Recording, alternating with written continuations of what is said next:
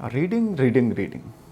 आप पढ़ना चाहते हैं, रीड करना चाहते हैं, कोई भी सब्जेक्ट है, कोई भी किताब है, कोई लिटरेचर है या कोई भी कंटेंट आपके सामने है, आपका दिल है कि आप पढ़ें और आपने पढ़ना है। आप इम्तिहान के लिए पढ़ रहे हैं, वैसे अपनी मोटिवेशन के लिए पढ़ रहे हैं, इंटरेस्ट के साथ पढ़ना चाहते हैं, लेकिन आपको समझ नहीं आ रही होती कि हम पढ़ें कैसे, किस तरीके से पढ़ेंगे, कैसे मोटिवेशन आएगी, कैसे इंटरेस्ट डेवलप होगी, किस तरीके से हम आगे बढ़ेंगे, तरीक़ाकार क्या होगा, कौन सी स्ट्रैटेजी है जो बेहतरीन साबित हो सकती है, जिसको हम अप्लाई करें और रीडिंग एबिलिटी हमारी ज़बरदस्त हो जाए।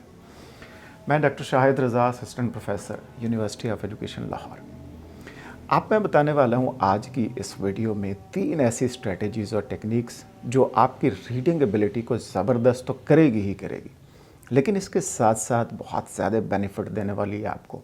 आपका मोटिवेशन लेवल बढ़ाएगी, आपकी इंटरेस्ट में इजाफा करेगी, आपका दिल करेगा, मन करेगा कि आप किताब उठा के, नोट्स उठा के पढ़ते जाएं। तो पहली स्ट्रेटेजी मैं शेयर करने जा रहा हूं और वो रीडिंग से ही कनेक्टेड है, आपके जहन में रह जाएगी। उसको कहते हैं रीड्स, READS। और सुनते जाइए कि एक वर्ड से बनता क्या है। आर से आपने रिव्यू करना है। किस चीज़ का रिव्यू जनाब? आपकी हेडिंग्स और सब हेडिंग्स। कोई भी किताब आपने उठाई हुई है, कोई भी कंटेंट आपके सामने है, उसकी हेडिंग्स को रिव्यू कीजिए और सब हेडिंग्स को रिव्यू कीजिए अच्छे तरीके से। इससे आपकी इंटरेस्ट बढ़ेगी, मोटिवेशन बढ़ेगी।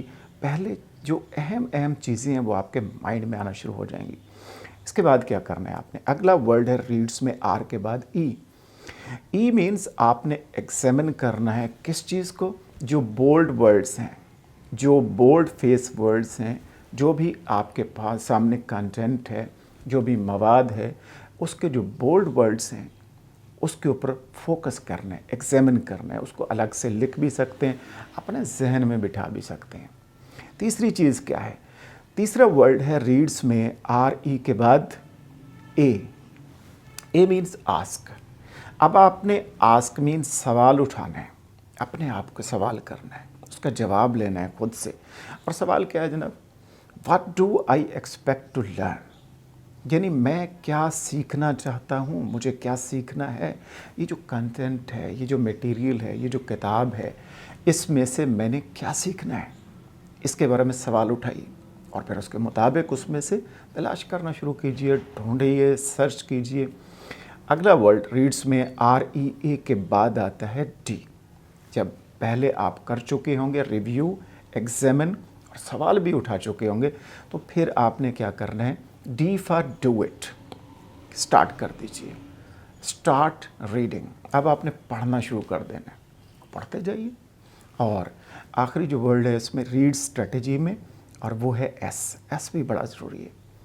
यानी शुरू से हम बात करें तो रीड में आर से आपने रिव्यू किया हेडिंग्स और सब हेडिंग्स को, उसके बाद ई से आपने एग्जामिन किया जो बोल्ड वर्ड्स थे, उसके बाद ए से आपने आस्क, सवाल उठाया कि मैंने पढ़ना क्या है, मुझे क्या चाहिए इसमें से, कंटेंट में से। इसके बाद आपने रीडिंग स्टार्ट कर दी, D फॉर डू इट। और आखिर में एस भी बड़ा ज़रूरी है जनाब। एस मीन्स कि आपने समराइज़ करना है, summarize in your own words. जो भी आपने पढ़ लिया है, जो रीड किया है आपने, उसको समराइज़ करें, यानी समरी बनाइए और अपने वर्ड्स में उसको समराइज़ करने की तरफ जाएं। ये स्ट्रेटजी अगर आप अप्लाई करते हैं रीडिंग के लिए तो बेबहा आप फ़ायदे हासिल कर सकते हैं, लातेदाद न्यूमरस बेनिफिट्स आप हासिल कर सकते हैं। नेक्स्ट जो स्ट्रेटजी है रीडिंग के हवाले से जो आप अप्लाई कर सकते हैं और अपनी रीडिंग को ज़बरदस्त बना सकते हैं, वो है कैप्स, CAPS। और ख़ास तौर पर जब आप लिटरेचर के हवाले से पढ़ रहे होंगे तो उसमें बहुत सारी चीज़ें आती हैं, जिसमें करैक्टर होता है, जिसमें एम ऑफ द स्टोरी होता है, जिसमें प्रॉब्लम है, जिसमें सॉल्यूशन है।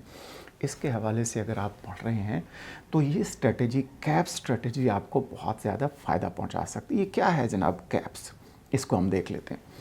सी से क्या बनता है? आपने देखना है कि हु आर द कैरेक्टर्स, कि आप जो स्टोरी पढ़ रहे हैं, जो लिटरेचर पढ़ रहे हैं, उसमें कैरेक्टर्स कौन कौन से हैं।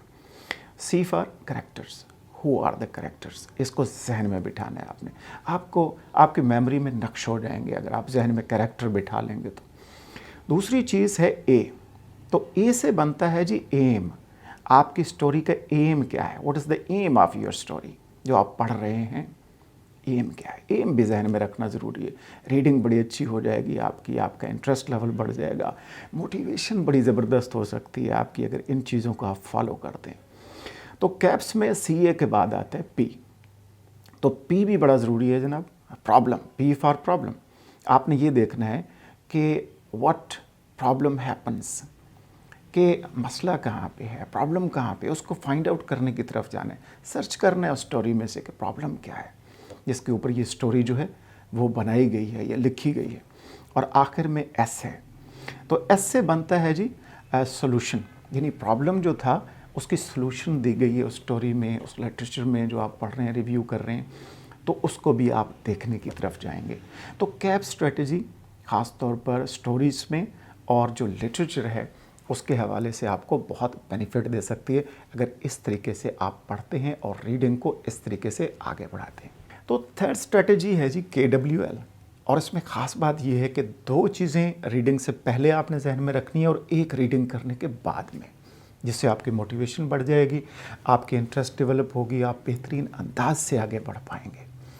तो 2 चीज़ें कौन सी हैं जो पहले आपने जहन में रखनी है और कौन सी एक चीज़ है जो आखिर में रीडिंग के बाद आफ्टर रीडिंग आपने जहन में रखनी है। तो 2 चीज़ें मैं बता देता हूँ आपको। पहला है KWL, के और W ये पहले की हैं, और उसके बाद आपने L से क्या बनता है मैं बताता हूँ आपको।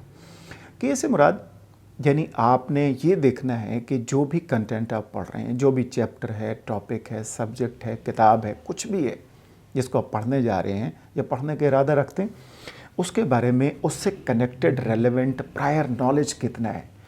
के से मुराद नो या नॉलेज, आप कितना नॉलेज रखते हैं, उसके बारे में पहले कितनी मालूमात रखते हैं। तो ये बड़ा कनेक्ट करता है आपकी इंटरेस्ट और मोटिवेशन लेवल को बढ़ाता है आपकी रीडिंग के हवाले से। दूसरी चीज़ है W मीन्स कि आप क्या चाहते हैं, वांट, W फॉर वांट। आप जो मटेरियल पढ़ रहे हैं, जो कंटेंट पढ़ रहे हैं, जो स्टोरी, चैप्टर, जो कुछ whatever you are going to read, उससे आपकी क्या मुराद है, आप क्या हासिल करना चाहते हैं। व्हाट डू यू वांट, तो ये भी आपने जहन में रखना। ये 2 चीज़ें हैं जो रीडिंग से पहले आपने जहन में रखनी। जब रीडिंग स्टार्ट कर देंगे तो रीडिंग करने के बाद आपने थर्ड चीज़ पे फोकस करना है, which is L, KWL, L for learning. यानी रीडिंग करने के बाद आपने ये देखना है कि आपकी लर्निंग कितनी हुई है, आपने क्या लर्न किया है, आपने क्या सीखा है उससे। तो इससे आपकी मोटिवेशन, आपकी इंटरेस्ट लेवल बहुत बढ़ जाएगा, ज़बरदस्त हो जाएगा, और आपकी रीडिंग के लिए आपका दिल चाहेगा, मन चाहेगा, आपको बड़ा अच्छा फील होगा, आप बड़े एनर्जेटिक वे में आगे बढ़ेंगे और एक शौक़ पैदा होगा कि कोई किताब उठा के पढ़ें।